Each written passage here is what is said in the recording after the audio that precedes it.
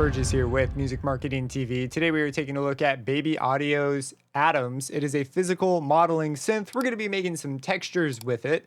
This is our second video. In the first one, we cover Atoms and all the controls and what they do. And this one, we're going to be doing some sound design. Here is an audio preview of what we're going to be making.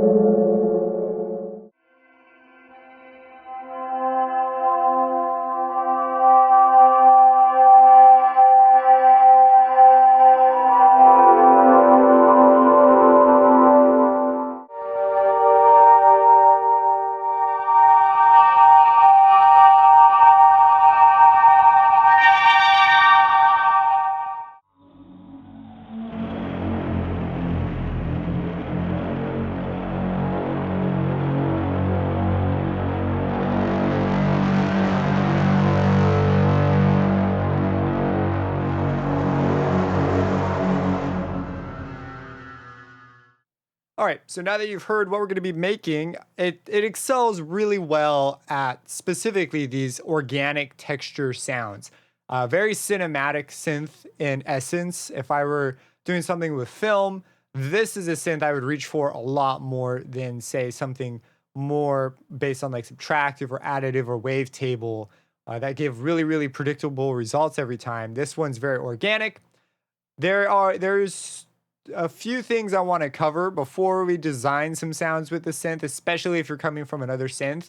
The first one is when you edit a control and you move a control around, you'll notice that there are these rings for the modulation, and they move when you adjust the knob.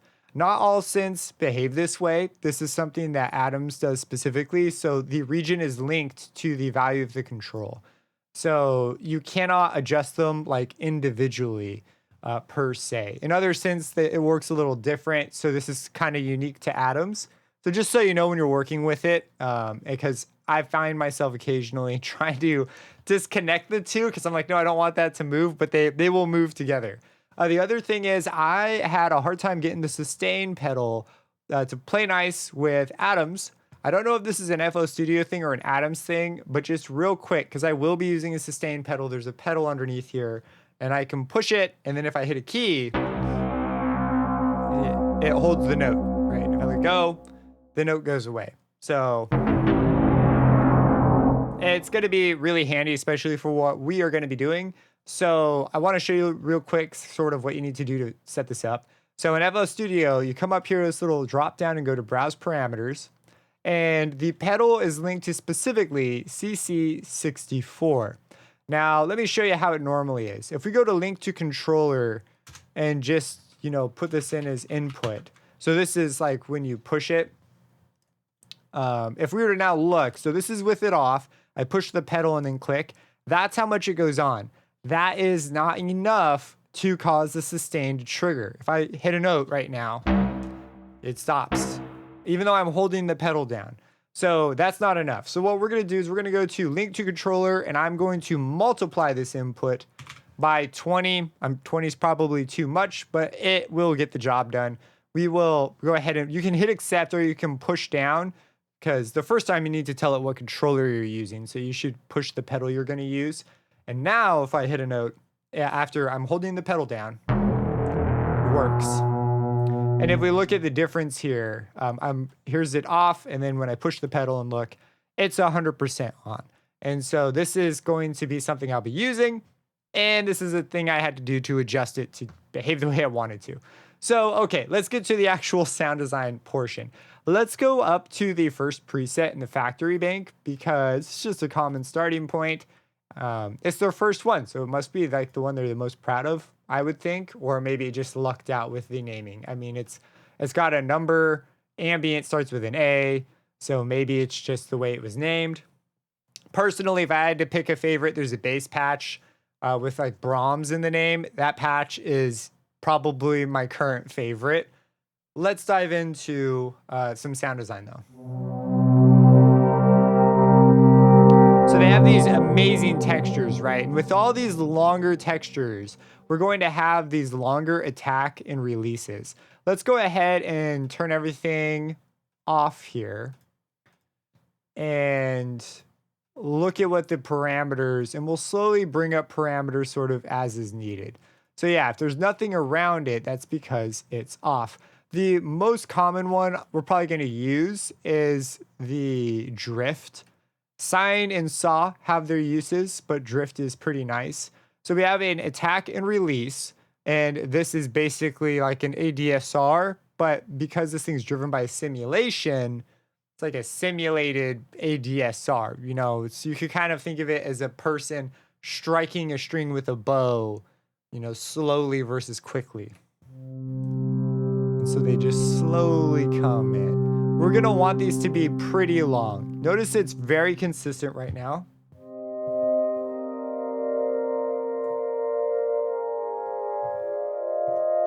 And you know what I'm actually going to do? I'm going to turn off MPE2 because I don't have an MPE controller. So this is MIDI polyphonic expression. It's if you have a controller that allows you to do like, you know, the Rolly Seaboard, for example, is such a controller. Extra dimensions of input. I don't have one of those, so I'm just, you know, going to leave that off. So I'm going to go ahead and save this into, I have my own called gloves. I'm going to save it in here, and I'm going to call this the default because there needs to be a default, and we want it in gloves, and we will confirm. And yeah, you could create your own pack by just clicking like this little plus here. So there we go. That's our first patch, the default patch. That it should be here. I wish when you right clicked, it would give you like a shortcut to default, like a initialized preset kind of a deal. I don't know. I couldn't find one in all the time I've been working with it. So maybe someday, but this to me would be like the default patch. Maybe I'd have the attack and release a little bit quicker, but this is good enough. So from here, we can look at things like drive, force, chaos, and the different engines. So this is alternative. Let's see what the others give us. So here's standard.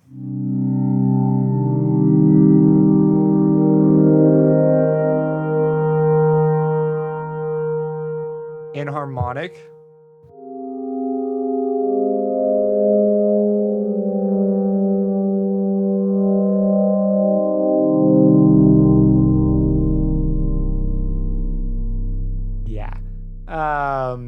Lo-fi. And some of these things, they'll become much more apparent. There's sort of differences as we add in some of these extra controls. So, and we'll go back to alternative. So we've got a drive. We're going to stay away from the drive for the moment. We're going to go over here to force and chaos. This is going to be where we get a lot of our juice. And then there are some of these other things. I view these as all sort of like audio effects. These I view as like simulation parameters. These are in the simulation, from my understanding, but they just feel like audio effects to me. If that makes any sense. Where these are things I normally don't get to control in this way. They feel a lot more foreign, so they feel like they're part of the simulation a little more. So this is force. Here's a C minor chord.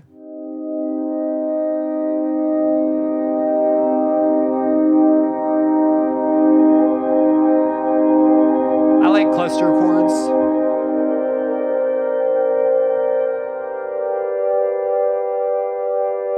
We'll do a D major. Out of nowhere, it's a random D major. But anyways, that's force. Now let's bring in chaos. So here's one note. Here's a note with chaos. So whenever you hear a patch doing something sort of creepy, that's chaos. That's what it is. So this is a great example of a parameter you might use sign on to get a sort of a pulsing sort of a deal with it. And we restrict sort of how far it can go.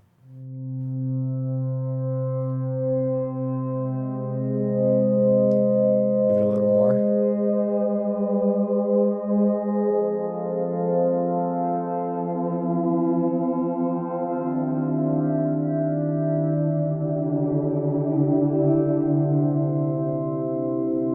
Yeah, Chaos is a pretty cool one. It can sometimes bring unwanted effects, but if you're doing stuff that's really, stuck together, this could be really neat. So this is an example where I want the value to be off, but because it's linked to a range, and most plugins, this would be off, but you have to like take the modulation range away as well, or turn it off. Okay, here's order. And so for order, we have order is a filter term. You typically hear it with the steepness of a filter curve. And in this case, if we look at the tooltip, it says it adds high frequency damping. So let's just hear what that does for us. We still have our chaos up pretty high.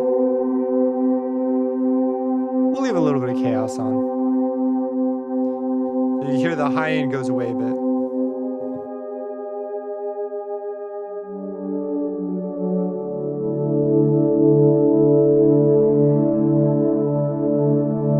Here's the low order. And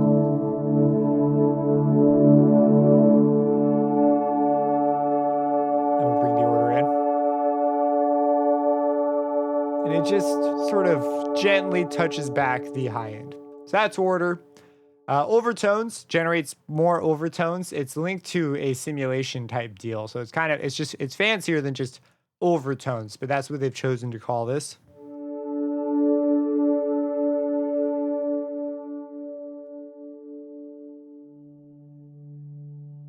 Going too high is gonna change its position, so 100% is like it's kind of a special value.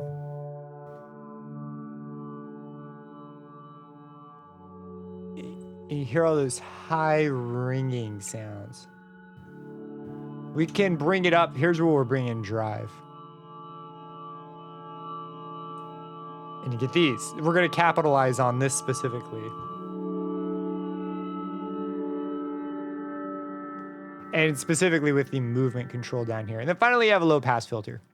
Low pass filter is a low pass filter. I wonder if this is actually in the simulation or if it's just a low pass filter and they decided to put it in the controls to even out the display. I don't know. Who knows? It's a mystery. Bring in a filter. Got some resonance. There's also a thing here if you look at increase resonance if you click this.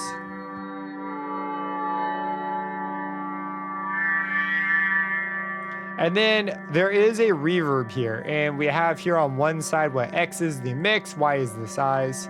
So this is sort of like max verb.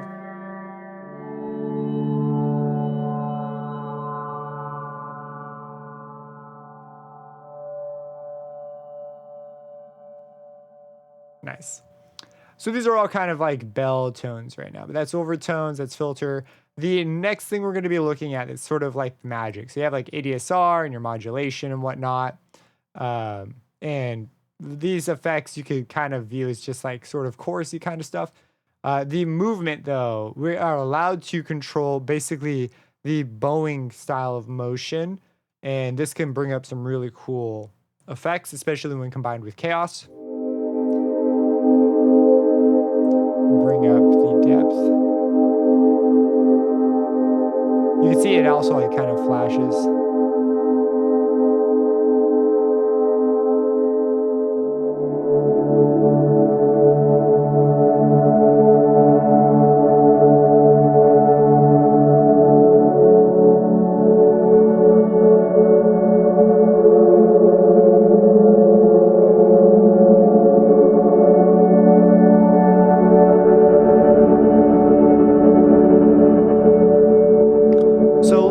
Start dialing in something here. So let's first bring up the overtone. Check out some of the profiles here.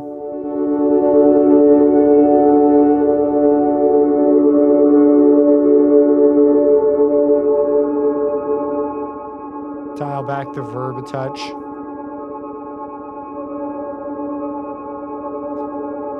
Bring back the depth a little.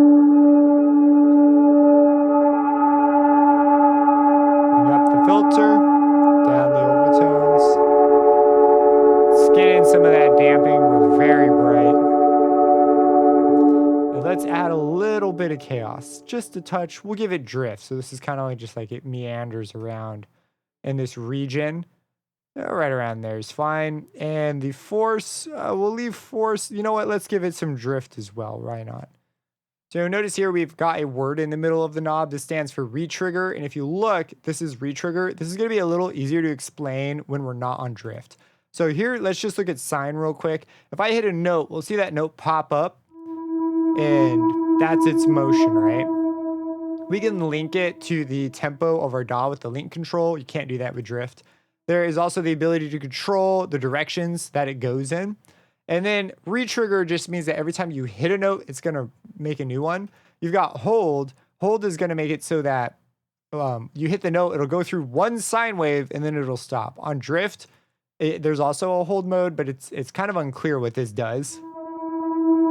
I don't think it does anything, but sine, if you do a sine, you do it. You see it stops after one sine wave motion.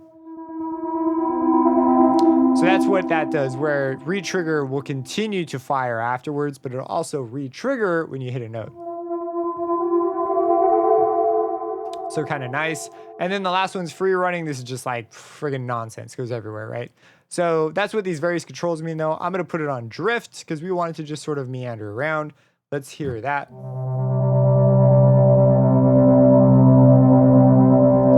to bring the order up, the overtones way up. Yeah.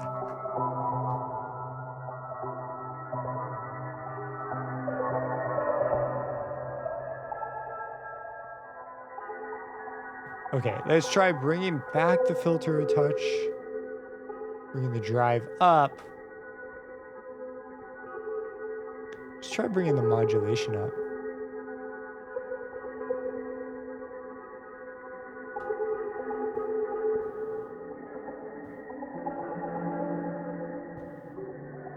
I don't want to lose all our tonality, so let's bring back the order a smidge. Or not the order, I'm sorry, the overtones. Let's bring back the movement some.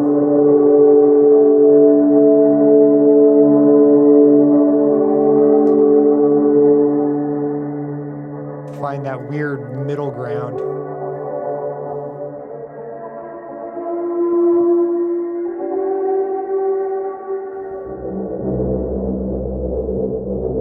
I'm just kind of curious too if we have a quick attack and a quick release.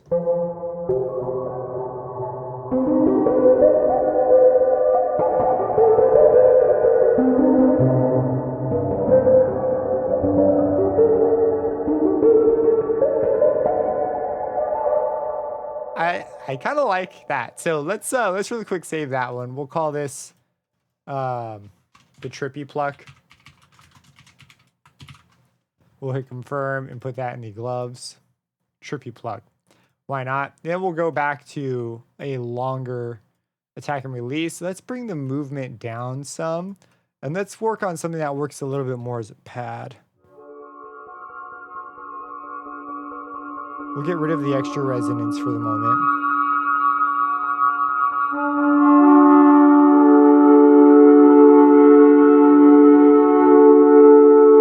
We'll go for something like inharmonic maybe.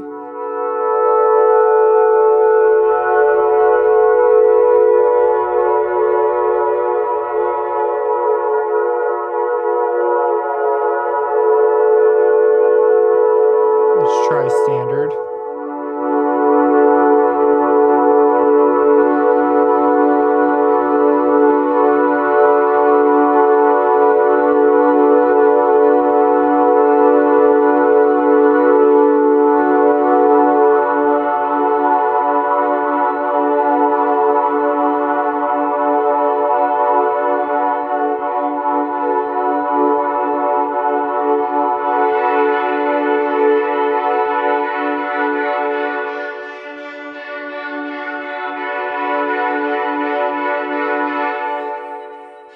Overtones, I kind of use as a high pass filter to some extent.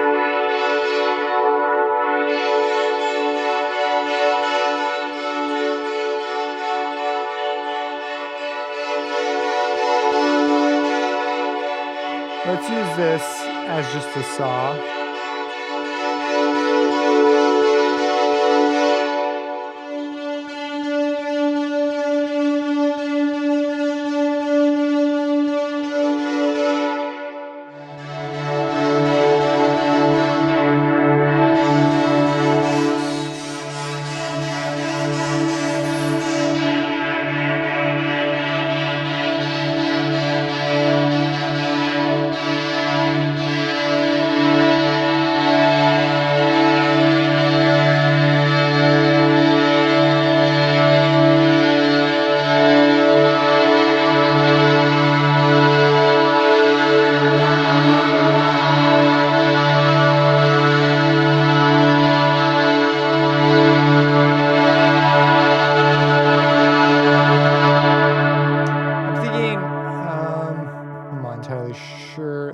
back the chaos.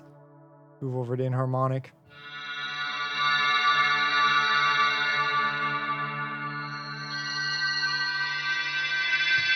We're getting closer.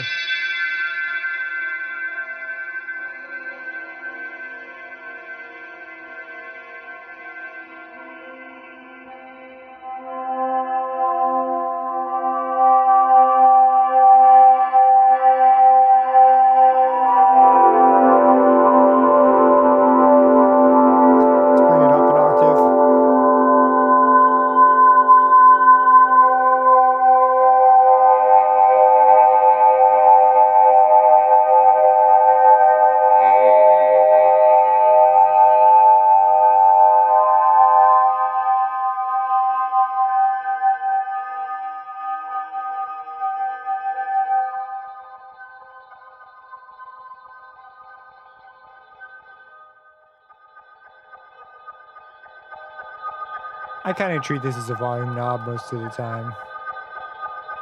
There's an output control here, but seems to make more sense to me.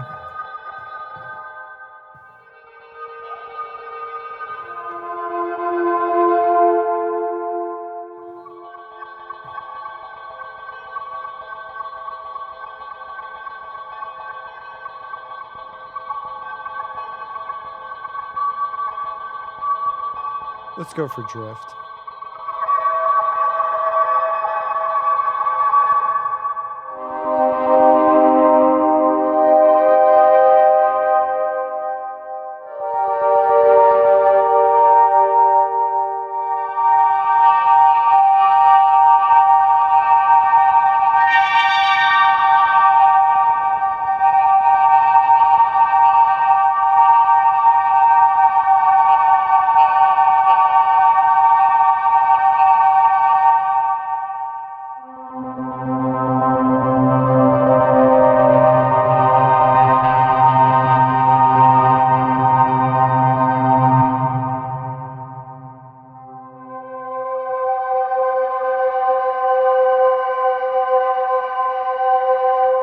Ooh, we're getting there. We're getting closer. It's a lot of just hunting. I'd like more of a...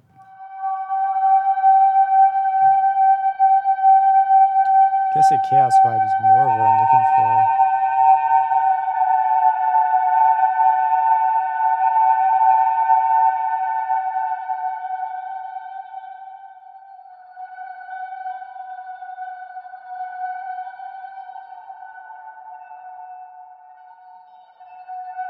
There's always like an edge somewhere in overtones that if you cross it, it becomes like resonance nonsense, which is a good thing, but it's just trying to find it.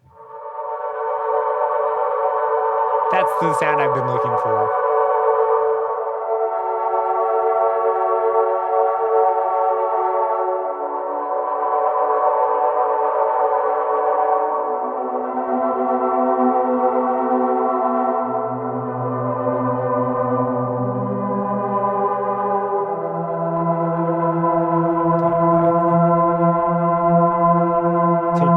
Back a touch.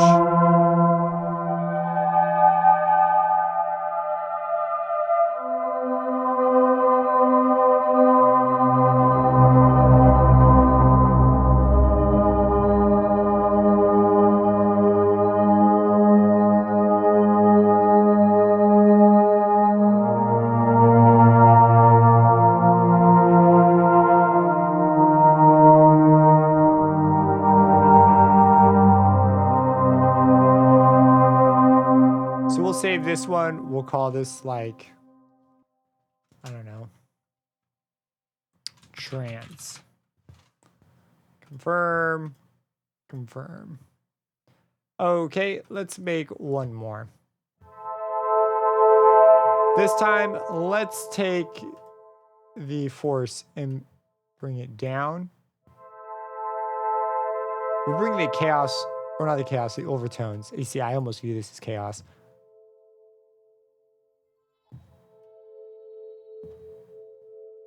And we're going to see if we can pull out whatever's at the top of this thing.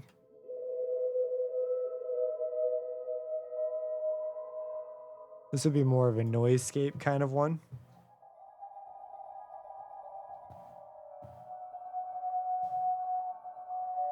Can I get more out of this? Oh, I have my filter. I had the filter backwards. It's a low pass.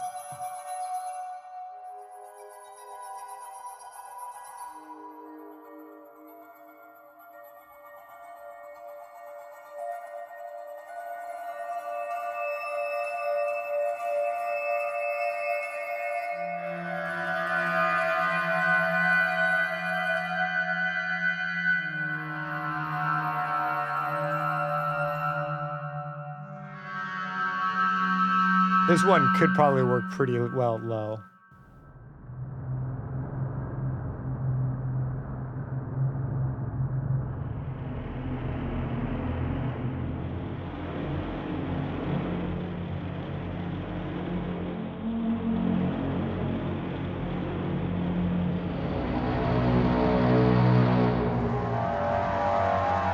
Oh, yeah, man. I wish there was another distortion. I need to stack this with another one or an OTT or something.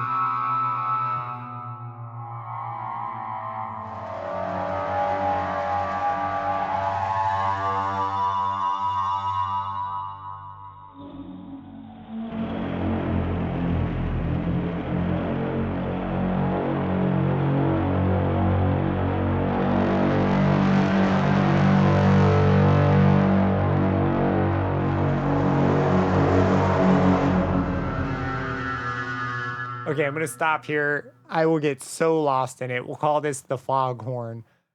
So we'll save this one. That one was pretty easy to get to. Foghorn. Confirm.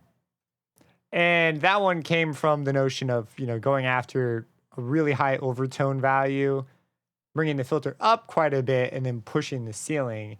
And the chaos and the force just become magic tools at that point. So there's a little bit of sound design where we're going after textures, ambience. It's really, really fun. The presets, by the way, are excellent.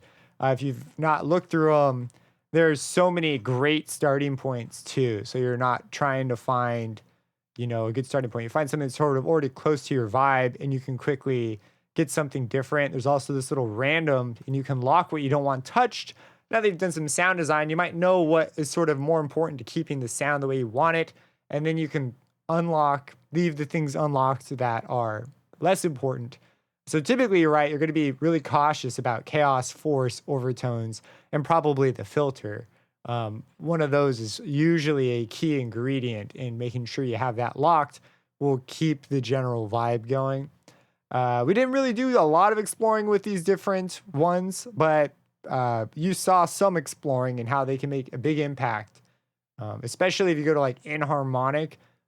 That can just have these crazy differences in sound sometimes. If you have any questions, drop them down below, subscribe, and hit that bell icon, and have a blessed day.